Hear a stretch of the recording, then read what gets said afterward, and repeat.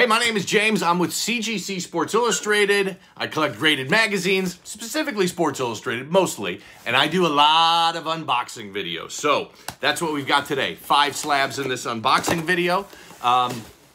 You know the rules. I know what these issues are. I do not know the grades are. So you'll see my, authentic first reaction as I go through these. As I'm opening these up, by the way, I only collect newsstand issues. I know I say this a lot, but I still get people that ask me questions and say, hey, when you give the pop reports in your unboxing videos, are you talking newsstand issues or are you talking subscription issues and that sort of stuff? I don't talk about subscription issues. So everything I do is always about newsstand issues. Doesn't mean I hate subscription issues.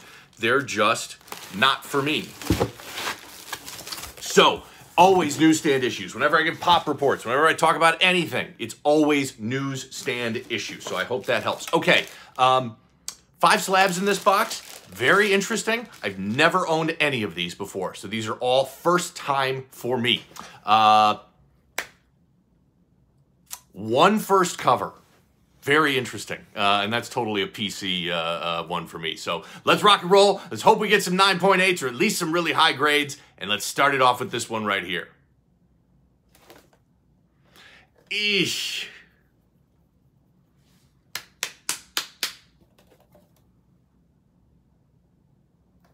It's a bummer. 9.4, Cal Ripken Jr., Sportsman of the Year. This came out on December 18th, 1995. So there are now 2 9.4s. Those are the highest graded. There's a 9.2. There's 2 9.0s. I projected this at a 9.6. I don't know where they're... I mean, this thing is freaking pristine. I don't know where they're dinging me for to bring it down to a 9.4.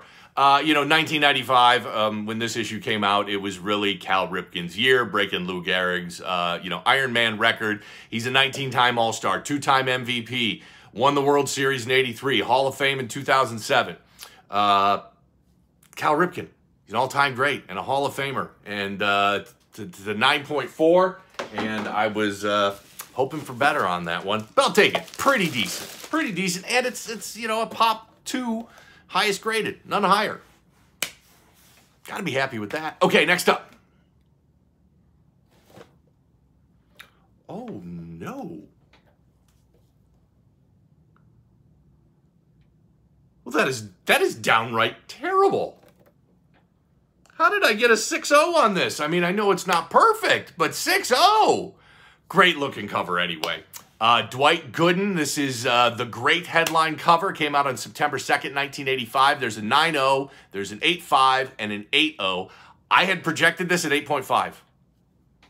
So CGC clearly saw something that I missed. In fact, saw many things that I missed for me to be 2.5 grades off, 2.5 points off. 1985, he won the pitching Triple Crown, won the Cy Young Award. Gooden seemed destined for the Hall of Fame. He had that nasty injury in 1989, had some drug problems that kind of derailed his career. Did come back and win a World Series with the Yankees years later, but did not end up being the surefire Hall of Famer that we thought he was going to be. And just a great looking picture. I love that. Just his arm looks fake. He looks like double jointed with the way that arm is twisting like that. The Mets from that era were a team I hated a lot, but all these years later, nearly 40 years later, gotta respect them and pretty cool in retrospect. Okay, next up. That's okay. Gonna take that. Obviously, I said there was one for the personal collection in here, and this is it. Jim McMahon, first Sports Illustrated cover. Got my labeling on it. October 21st, 1985. There's a 9.2, there's one 8.5, a couple 7.0s. Projected this at 8.5. I was 11 years old and living in Chicago in the suburbs when the Bears won the Super Bowl. And I thought for the rest of my life, it would be nothing but Super Bowl wins for the Bears. We're never going to die. Life is great. It turned out it was just that 85 team that did it. They were good for a number of years after that, but never good enough to win another Super Bowl.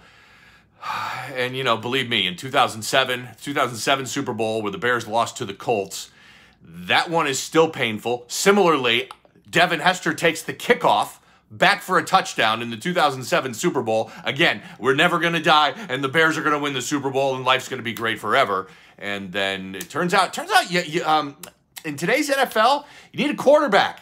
And the Colts had Peyton Manning, and the Bears had Rex Grossman. Man, that Super Bowl, still painful. Jim McMahon, first Sports Illustrated cover, 1985. At 8.5. Not bad. Okay. What I got? I got 2 left. Were there 6 in here? No. Okay, just 5. My math is terrible. Next up. Look at this. Houston Oilers, Warren Moon on the back. Love it. Ah, that's pretty good. That's pretty good. I'm not a big Beckett guy, but I am a Bo Jackson guy, and that's why I got this graded. This is Beckett Football Card Magazine. This came out in November 1990. There's 4 9.8s, 3 9.6s, 4 9.4s. I projected this at 9.2, so within my range. Like I said, don't really love Beckett, don't hate it. Just really not something that I go out of my way to collect, but I do love Bo Jackson, and I love this shot of him. In his Raiders uniform. Nice, crisp, clear game shot. He's got the ball in his arm. Number 34 there. That's a nice one. 9.0. Bo Jackson Beckett Magazine. Okay, last one. See if we can't pop something nice and fun on this grade. Okay. Yeah, okay. Take this all day. This is the 50th anniversary of Sports Illustrated issue. So this came out on July 14th, 2003. Well, technically, what's that? It'd be like a month before, because the first Sports Illustrated came out on August of that year. But the 50th Sports Illustrated anniversary, 1954 to 2004. So here's who's featured in this magazine. Okay, so this is everything that happened, and this is pretty cool. I'm going to read this because it's on the cover here. These are all the highlights from 1954 when Sports Illustrated first came out. Willie Mays made his first World Series catch. Roger Bannister ran the first 4-minute mile. Rocky Marciano was undefeated. Wilt Chamberlain just finished high school. Hank Aaron was just joining the Milwaukee Braves. Arnold Palmer was just turning pro. And it says Mickey Mantle invented the tape measure home run. Not a bad year to start a sports magazine. That, by the way, Willie Mays and Mickey Mantle on the cover. Can't beat that. Let's go through the particulars. There are two 9.4s, a 9.0, and several others graded. I projected this at a 9.4, so spot on with my projections. Fun box. It was... Grades weren't exactly as great as I would hope them to be, but it was fun because I had never owned any of these issues before. Shame on me as a Bears fan for never having Jim McMahon's first cover graded before. And all the ones I've gotten graded, just never had that one graded before. But really fun box. Hope you enjoy it. Like this video, subscribe here on YouTube, and then you can find me on every social media platform. It's the same username as here, CGC Sports Illustrated. And really appreciate you watching. Thanks a lot.